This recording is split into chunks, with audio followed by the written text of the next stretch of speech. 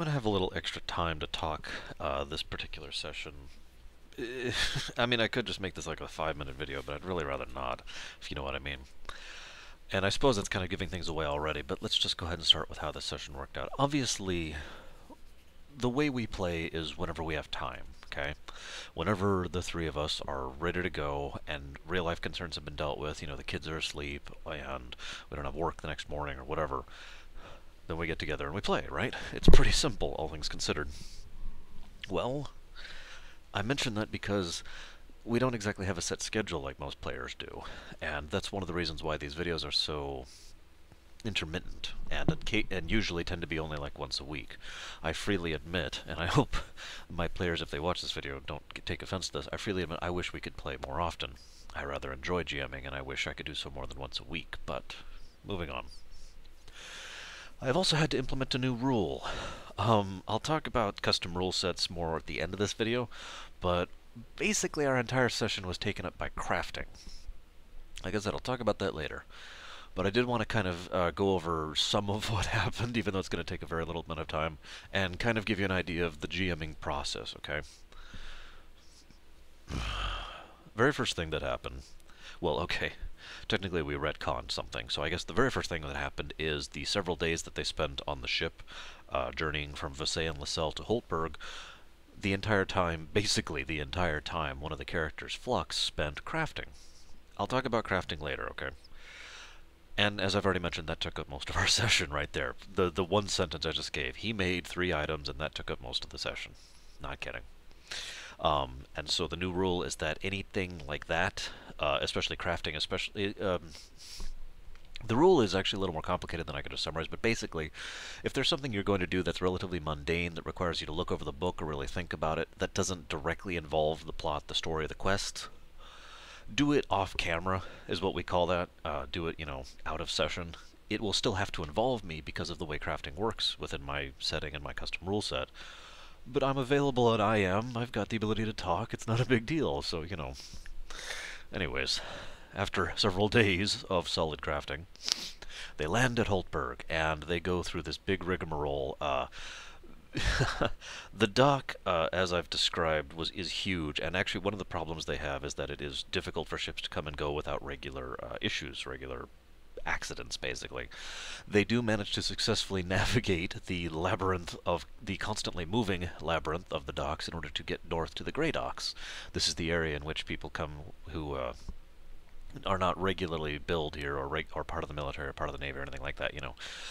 General whoever's, and they dock there, and they pay for several days of stay, and they give, oh, I'm sorry, I'm actually skipping a step, I apologize. Earlier, while Flux was crafting, Alexander approached Seal and basically said, look, you have my respect, and I've gotten to know your people a bit over the last week or so, on the Vasey and Lascelles, and I have to say, I kind of feel bad about the whole situation, and I have to admit that I have no idea what I can do about it.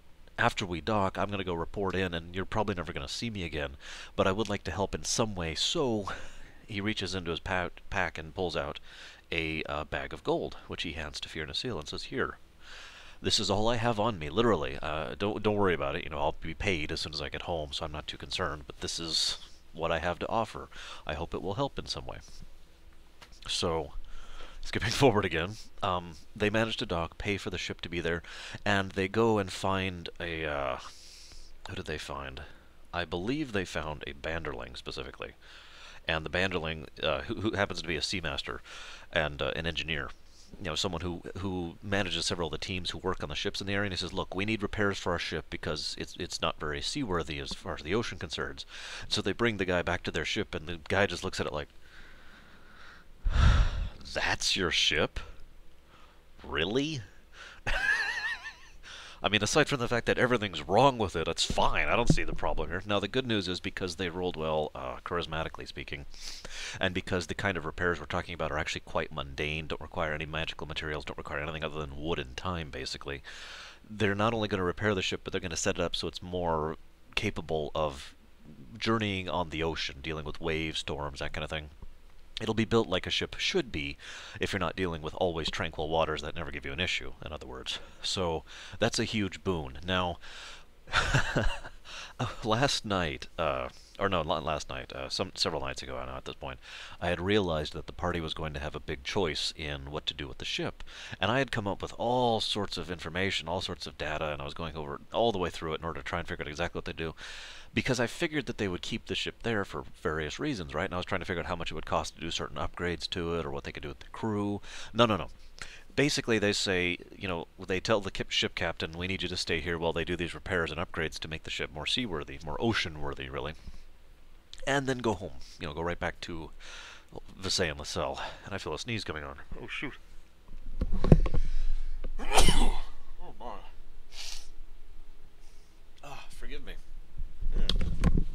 God.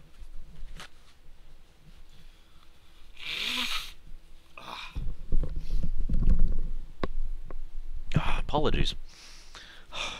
I don't really have the ability to stop sneezing once it happens. I'm sure most of you out there are like that. So, the crew of the ship gets a decent amount of shore leave on the city of Holtberg, which is the most fantastical city they have or will ever encounter in their lives. So they're kind of happy about that. And the ship will be repaired and made more ocean-worthy so that regular contact between the mainland and the island via this ship is now a lot more possible. It's something that can actually happen now. So that's a nice boon for the rest of the island and their people back home. Not what I was expecting, to be honest with you. Ah, excuse me. So, they go forward, and Ariana basically says, look, I'm going to see what I can see. I have to report in first. Give me a few hours, I'll be back soon. Now, one of the things I do is a slightly customized version of Gather Information. Gather Information is kind of it serves the obvious point of quest hooks and plot hooks, but it also serves to get information on what's going on in general and in the setting at the moment, and it will also serve to, well, okay, there's two types of Gather Information checks you can do. A Gather Information check, which will get you a random grab bag of information, not all of which will always be true. Some of it will be rumors and hearsay, and it may not be information you want. And then if you want to look for information on a specific topic, you can do Gather Information, Gather Information poodles. I want to learn about poodles in the area. And at that point, you are not guaranteed some information, because even if you roll somehow a 1 on a general gather information thing, you will get something. It may be wrong, and it will be very vague, even if it is correct, but it will be something. If you're looking for something specific, you have to roll a certain height to get anything at all, and then you have to roll even better to get more information. You follow me? The general concept here is that a specific gather information check is harder than a generalized one. Pardon me. So, they do several gather information checks, most of which are successful, not all of which. They got quite a bit of information, which I'm now going to share with you. One of the things, if I might diverge for just a second, one of the things I was debating doing was just doing a video that is the history of the world, kind of a background and setting and plot and species and characters, that kind of thing, just kind of summarizing it all. I have decided not to do that, partially because I want the information to be revealed as it is revealed to the players. So what I will instead be doing is what I'm doing now. This is basically a sort of an info dump, an exposition sequence that kind of happened here. First thing they did was a general old, what's going on, general gather information check. From that, they found out several tidbits of information. First of all, there is a reason that there are no airships in the sky above Holtberg at the moment.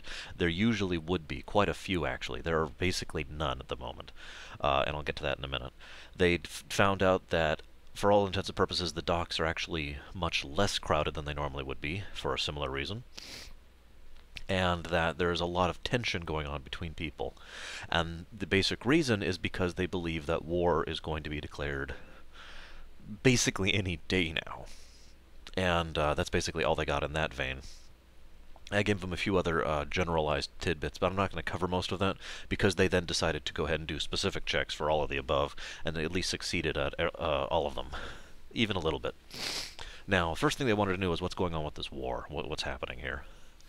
I know I don't have the map in front of me, but the place where they're at now, the Alluvian Kingdom up here, is not immediately threatened. However, the Alluvian Kingdom has extensive trade agreements with both the Nevere and the Show. The Nevere and the Show are the ones who have been getting closer to war for the last year and a half now, possibly even longer, actually. tensions between the two nations have been getting worse and worse and worse and worse, and it's pretty much obvious that war is going to be declared basically any day now. There are a lot of really strong signs of this. There are, in fact, several blockades already up of certain naval ports, and the show airships. Okay, the show have a very small air fleet, relatively speaking, to the other nations, and it's already launched. It is headed off and is heading off to wherever it's going. So whatever they're doing it soon, because you don't just do that. You don't just send your ships off without having a proper port of call, unless you're sending them to action, if you follow me. And the show only have one airfield to service their ships. So whatever they're out to do something.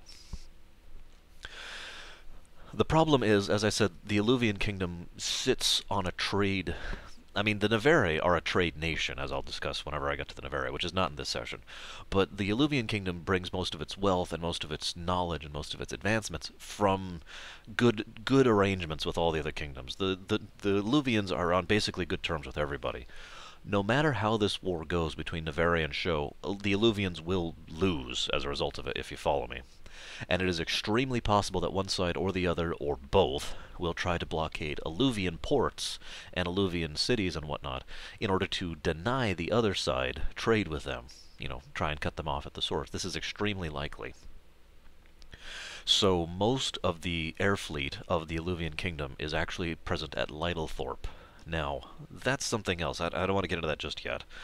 But a fairly large number, and including the Leviathan herself, which is the one and only dreadnought in the whole world, basically. I mean, obviously it's the Eluvians' dreadnought, but they have the only one. It is a massive airship, and it is very much built for battle. Has never actually seen combat to date, not in any scale.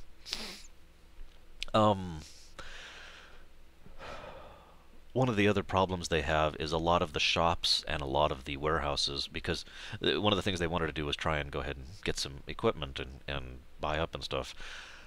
Basically, all the ones at the docks were, not all of them, but like 80% of them were shut down because they were very worried and very nervous and very afraid about what's happening, what could happen, that kind of thing. Even if an all-out assault did not happen on the Holtberg docks, which would be a feat, to say the least, the fact that it may become dangerous and or unprofitable to still be there is extremely likely at this point. So most of them have already closed up shop and basically said, we'll be back when this is sorted. And so they had a great deal of difficulty finding it. This is actually what initially led them to the whole gather information check thing, by the way, this tidbit I'm giving you right now. Forgive me for the improper order. Next thing they found out was about the tomb rocks. Now, what happened was 35 years ago, a race of beings that were tall, bipedal, and had rather feline-like features, and fur that is usually coated very dark colors, you know, dark purple, dark blue, dark red, that kind of thing, came basically out of nowhere, hit the eastern shores and the southern part of the continent, and basically started this war of doom, conquered a very large portion of territory, and then stopped. There has been a status of Cold War between this area, the Dry Reach region, and the other four nations, all of which lost territory in this maneuver, and all of whom have some kind of have borders that are touching this region. Now, the party tried to find out more information about this, but ultimately there was so little other information to get. There has been virtually no contact and no combat with these tomb rocks, whoever they are, whatever they want, ever since. We do know that 35 years ago they were militarily superior to us, and indeed to the combined four nations, in every single way, shape, and form. And one of the other big changes, this was actually more of a historical fact, the push for the design of something such as an airship and actually making it an engineering reality came about as a result of this attack. This attack pushed the Osteth Republic and the Eluvian Kingdom to form a formal alliance, actually become effectively one nation for all intents and purposes. And the two of them had been coordinating extensively. They developed a great many inventions which have pushed the technological revolution forward. And the airship is one of those things. The railroad is another one, for example. Now, one of the other things is all of the major nations have, all of them except for Osteth, have a city which isn't actually a city proper. It's more like a fortress that had a city built up around it. established right at the edge of the dry reach zone, and they keep watch there. Lytlethorpe is the Illuvian city that is at the dry reach zone. The reason so much of the air fleet there is twofold. One, to show both the Navari and the show, we're taking this seriously. Our primary air fleet is here. Now, I haven't mentioned this before, and this should be kind of logical. Airships are a form of military superiority that are basically unmatched. One airship can literally turn the tide of a battle if the other side does not also have an airship. You follow me? This is the same equivalent of what happened with aircraft carriers in real life. The side that has the aircraft carriers kind of wins, especially if they know how they're using them. You follow me? So, having an entire fleet there shows both sides, we're taking this seriously, okay? We don't want to get hostile. We're in defensive formation.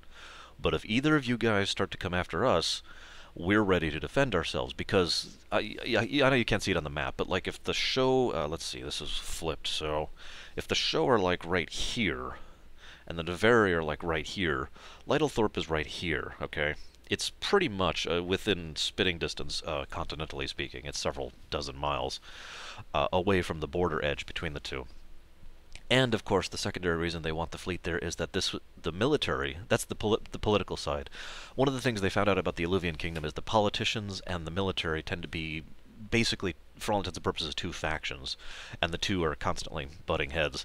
Anyways, the military also wanted to be down there, because the military believes that the Tomb Rocks of Dry Reach will take advantage of the situation, because it's what they would do. This is a perfect time to to do something. They're not sure what, but they want to be ready for it. And they hope that airships will help them in that fight. For reference, no, the Tomb Rocks did not have anything of that variety. It was just men, well, Tomb Rocks, with weapons on the foot, infantry. And they won a lot. Anyways. Next thing they found out was that in a week and 5 days, and I can't really remember that, the Day of Remembrance from the Order is happening. And that was one of the general facts they found out. They, of course, immediately are like, well, what's that? Let's find out what that means. The Order refers to the Order of Summoners. It is an ancient, semi-religious organization. I hate to use the word religious in this case because it's the wrong implication. It would be more accurate to say this is a spiritual organization. And for those of you who out there don't understand the difference,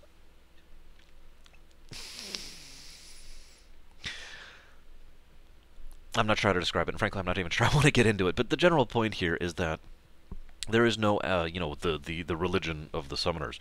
It's more like these are people who have, I guess faith is the only word I can come up with, a connection, but it's not faith in the strictest sense of the word, because they know the elements exist. They know these things that they summon exist, that kind of thing. It's just something that's a part of their culture. I think that's actually the word I'm going for more. It's... forgive me for diverging a bit, but for example, if you want to be a white mage within this setting, or a red mage, that's going to involve training. You go to a school, you take lessons. Anybody can become a white mage, a red mage, a black mage, or a yellow mage. It takes time, it takes investment, and depending on what type of mage you're becoming, it may take even more time and investment, but it's something that anybody has the capacity to do, right? It can be taught.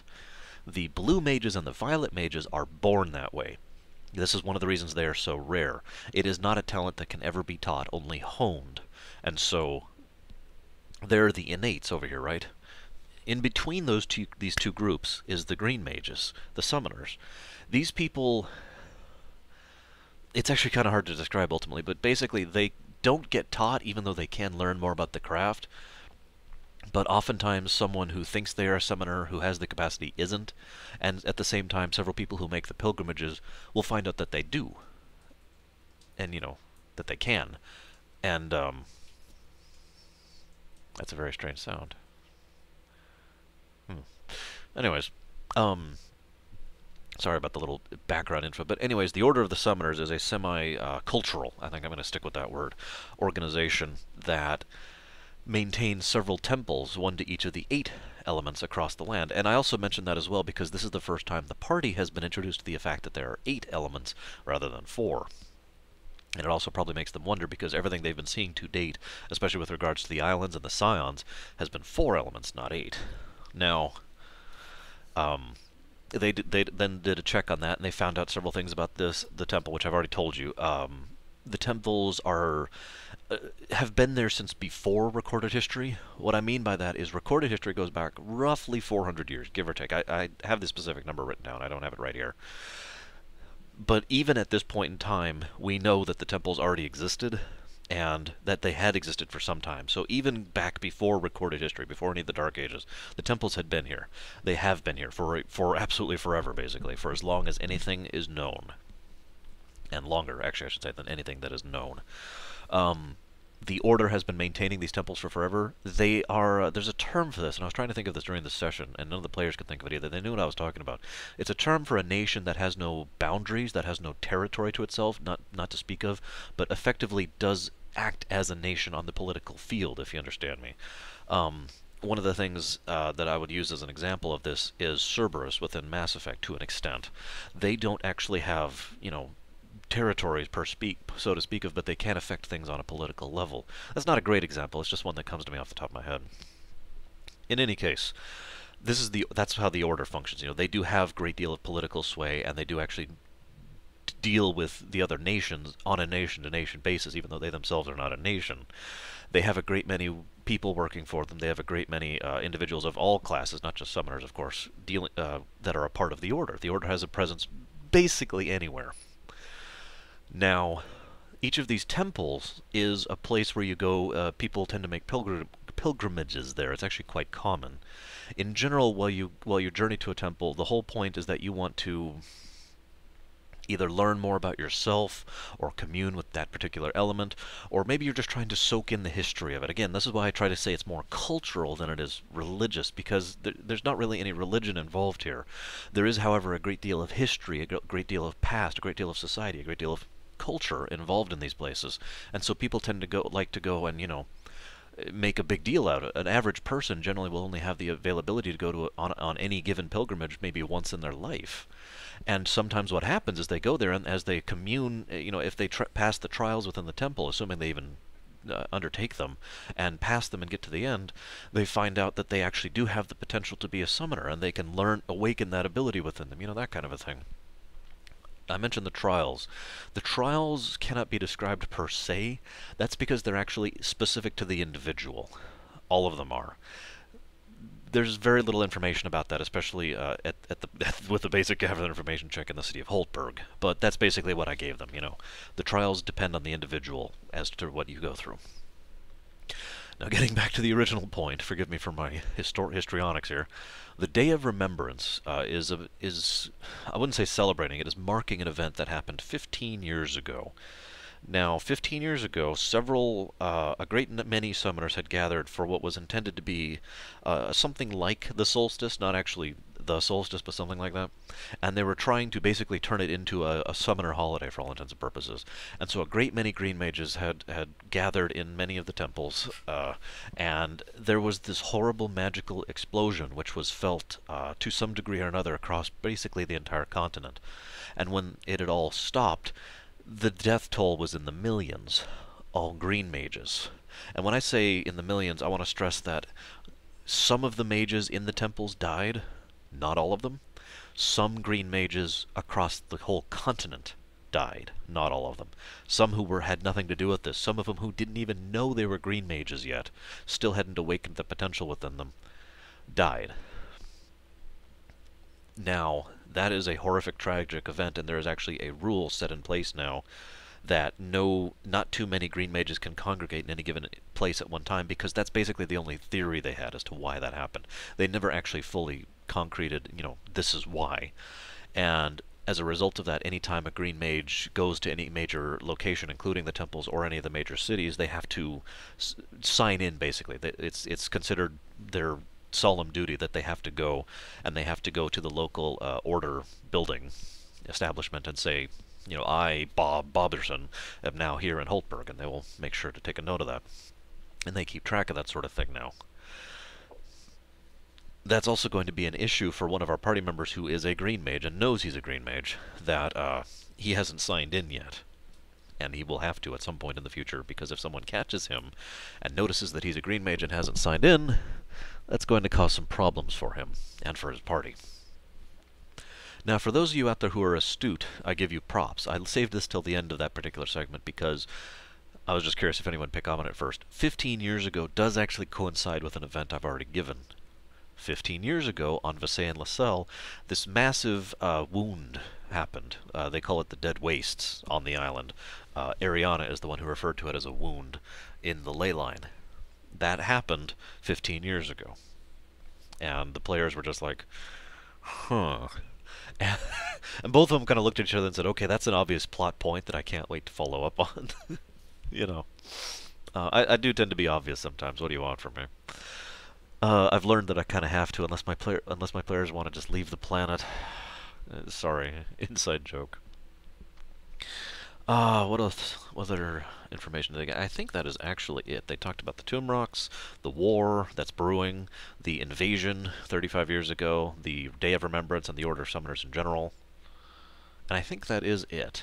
That was all they had time before Ariana came back. Now, when Ariana came back, she was accompanied. You know, I said this was a short session, and it's funny because it really was, because we really did spend most of the time. It doesn't feel like it now that I'm saying it out loud, because there's a lot of exposition going around. Ariana comes back with a large, feline-looking creature with distinct white fur and black stripes going. And at first, the parties are like, huh? Because they had just heard about the tomb rocks, and the description was kind of vague, and so they're like, oh god! But no, they relax because they realize his fur is the wrong color, and he seems to have completely the wrong demeanor for it. And this creature comes up and introduces himself to them formally and says, hello, my name is Bagan. I am the senior adjutant to Her Lady, the Airfall herself. I would like to know... I have been told that this is a matter of some urgency. And I basically made the players decide exactly how they were going to say what they were going to say to him. They decided to be a little bit more conspicuous than just saying it outright. But one of the things that they did want to make clear was that they had the genuine worry and hurriedness and frantic nature of their tone was getting across. You know, how did they phrase it? Something has happened with Visay and LaSalle. There's been a great deal of the Earth is having trouble sticking together. There's been a great movement, and the ley line is now disconnected. Please, can you help us in this matter? You know, it was actually a very short message, and Bagan was looking at them very weird, but he's a dutiful adjutant, so he said, I will carry this message. I will probably be back within about an hour. You know, whatever. Now, one of the things I did want to get across is that this guy is basically putting his head out, his neck out, in order to do this. He is taking what sounds like several guys talking about crazy matters on the street to Lady Airfall herself. I actually can't think of a real-world equivalent of that, so forgive me. But, you know, this is a big deal.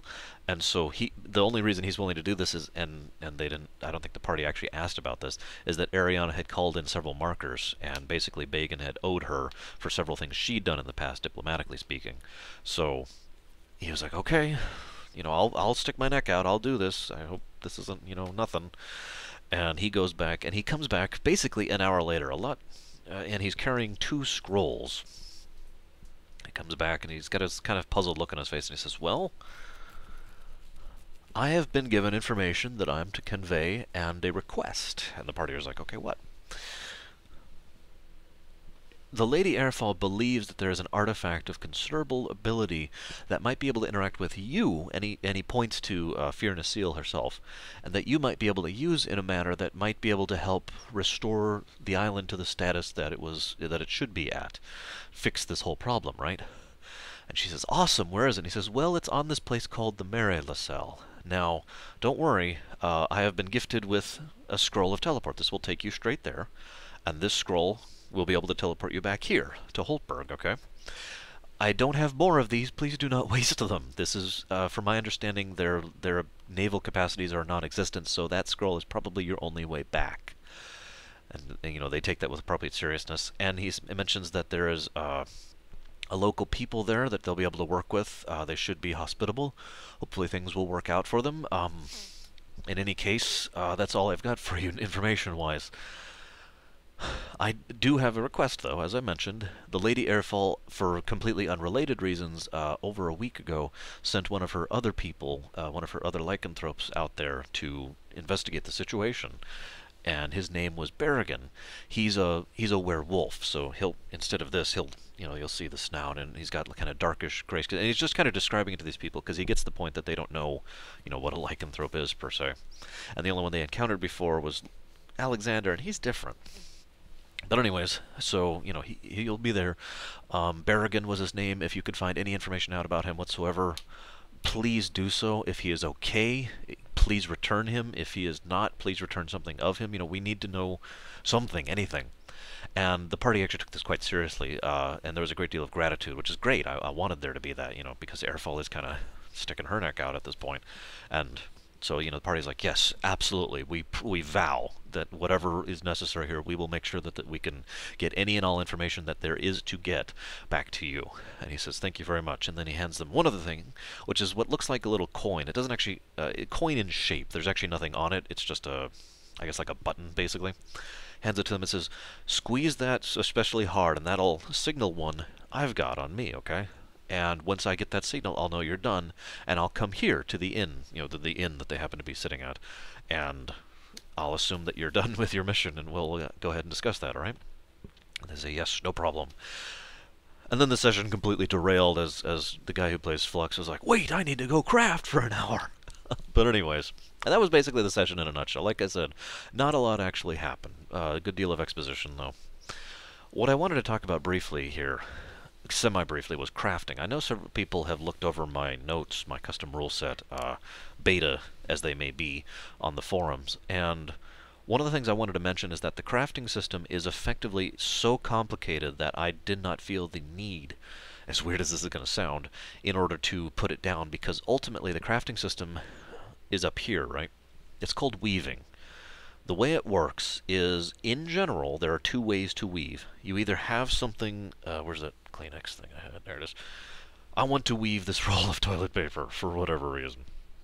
I want to weave it to be softer, +1 softness, okay. Especially since I only use it on my nose.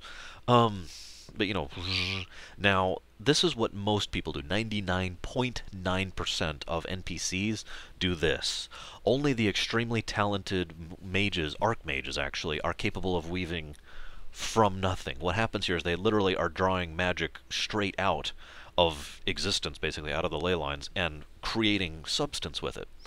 Now, the players, especially the player, Flux in this case, he's the only one with weaving skill, and he's been raising it consistently, has this ability as well, to weave out of nothing, right? There are many limitations and many considerations, and this is why I have never actually written down as a rule set. I asked both my players what they thought of the whole weaving thing, the crafting, the way I use crafting, because they've only used it like 3 or 4 times, but both players were very positive about it. One of them said that she loves the fact that even after you succeed at the general DC check, if you do better, the item might actually be better, and it might actually cost less X, for example, in order to make, that kind of a thing. Crafting X specifically, I'll get to that in a minute. And the other player was talking about how he very much enjoyed the fact that not only was it effectively the ability to make whatever within reason, and I'll get to that point later, but also that on multiple occasions the ability to craft has actually pushed the plot forward. It has been a way to advance the plot. The fact that he can use weaving to repair things or to understand how certain things work. Excuse me, they used weaving in order to trap Vilcus's caravan with no losses. There have been several examples now where weaving has been awesome, and he loves the fact that it is story integrated basically by design, which is part of the point. Now, there was 2 points I thought I was going to mention, crafting exp and the within reason thing. The problem with weaving is the way I implement it is basically, the way it goes is like this. You get crafting exp at a certain point every level, okay? Crafting exp is used to weave items. Any item of any significance, as I deem it significant, requires crafting exp unless you roll well enough. In some cases, there is a minimum crafting exp requirement. In other words, even if you roll really, really well, it's still going to cost, blah exp, right? Some items, a lot more mundane ones, can be reduced to 0, or simply R0, kind of depends, right? And that's... So crafting exp is something you get every level. You get bonus crafting exp in any given level that you have crafted in, that you have actively practiced it, right? Now, Flux has been weaving basically constantly. It's his second most used skill right after awareness. So he has been getting a decent chunk of crafting exp. But for example, one of the things he was thinking about doing was to weave an armor made of peril. Now, for those of you who've been keeping track, there is a shipment of Perial on the ship that was going to be sent to trade with the Illuvian Kingdom, set up a trade agreement with them. Now, him taking that would have repercussions, and I made that very clear to him. But he does technically have the right, because he has that writ from the High Marshal, from the Redoran, so he has the capacity to do so. But the amount of crafting expo would take with his relatively low power level, given the circumstances, given his general lack of knowledge of working with Perial, and given his relatively low skill, means that it would cost more crafting exp than he has. So he basically decided not to do it, and not to pursue that line any further. I mention that, again, because that leads into my second point. Anything within reason, and it all depends on the circumstances, kind of summarizes weaving in a nutshell. Where you are, what you're trying to make, your knowledge of it, your skill level, your power level, what materials you're using, if any tools you're using, if any, any other factors that may factor into this. For example, if you're making it for yourself or someone else, or if you're trying to do something with an ability that you've only seen and therefore have a lower chance of succeeding at, I could keep going with this, actually. There are so many variables that go into weaving that I made a conscious choice not to write down those variables and just say, ask me. Really what it boils down to is anything within reason you can make. If you want to make, for example, Firnasil he successfully made a piece of armor. He rolled very well, which not only lowered the crafting by 1, but also made it so he can get 1 additional equivalent of a +1 bonus on it. Now, when I say equivalent of +1, that's kind of up to me. Obviously, in the DMG, there are certain things that are +1 bonuses, and including just +1 armor itself. But as he was going through the DMG, I pointed out that it doesn't have to be something in there. It could be basically whatever, as long as I consider it to be the equivalent of a +1. Again, within reason. And so one of the things that she pointed out is like, I want armor that can spontaneously combust as like a theatrical thing. It wouldn't actually damage the armor or anything. It's just, behold, I am the dread pirate Roberts. And I told her with all sincerity, as I was laughing, that she could do that. I'm not sure why she'd want to, but there are certain circumstances where such theatrics could probably help. And I wanted to make that point because it was at that point that both players really understood the true extent of what weaving is supposed to be. Anything within reason. If for example, one of the things that is Flux's personal goals, or rather, the guy who plays Flux's personal goals, is he wants to weave items that can basically act as, for all intents and purposes, communicators between the two of them, from Star Trek, or some form of quick communication regardless of distance, or at least without significant regard to distance. This is something he's been working on for some time. And so as he learns more and as he understands more, his ability to make that is going to increase. But if he tried to do it right now, he simply doesn't know enough to succeed at it, no matter how well he rolls. You follow me? Now, that kind of item does exist on the continent. It does exist amongst Earth. It is something that is built by Praxis Industrial, I believe, who are... I've designed a lot of companies and organizations for this world. Praxis Industrial is basically high-level weavers. And when I say high-level, I mean like archmage weavers who have retired from either mercenary work or being a court mage or whatever. And now they make really high-level stuff. So just by saying that, I get across the point. This is a high-level item. It is not something that is easy to make. But it is something that's possible. You follow me? Because there's a key difference there. It's not easy, but it's possible. It is not impossible. If you wanted to make an item that teleported him to the moon, that would be impossible. If you want to make an item that can give you a viewpoint of the moon, that is possible. Difficult, but possible. You understand where I'm going with this? And that's really the whole crafting system in a nutshell. I mention this especially because several other GMs have talked to me about it in private messages and whatnot, and one of my friends also was asking me about it. And basically, I'm not sure I can actually recommend using my system, even though I love it perfectly, and I will be using it for every game ever for in the future, because it works great for me. I know the system. I know the world that I have this game set in. I know it intimately and directly. I know all the all these variables I was talking about. I know all these variables, and so I can use all of them. When he was crafting earlier, I was like, okay, hang on, you're here, and I actually thought about it and sat down and did the numbers, and I was like, okay. And it only took me a minute or so to actually figure out everything and be like, all right, you want to make this? It can be this, and it can be this. Everything else is going to depend on your roll. And so he rolls and is like, okay, I got a 40, and I'm like, all right, well, based on that, I'm going to go ahead and lower the exp 1 point, and you get 1 bonus to it. I was just talking about this with the armor. So that's kind of where that's at. It's a system I encourage with the proviso that you have to understand the amount of work you're basically setting yourself up for as a GM. But I do want to say that I'm very pleased that my players both like the system immensely. I'm actually very relieved by that. As I've mentioned before, this whole system I designed last year. This is actually quite recent for me. And this is the first game I've run with my rule set and my world. So, especially the rule set, the important part. So I'm very happy that my players are actually enjoying themselves and enjoying the system I've set up. So, woo! And that's basically all I've got. I just wanted to talk about that.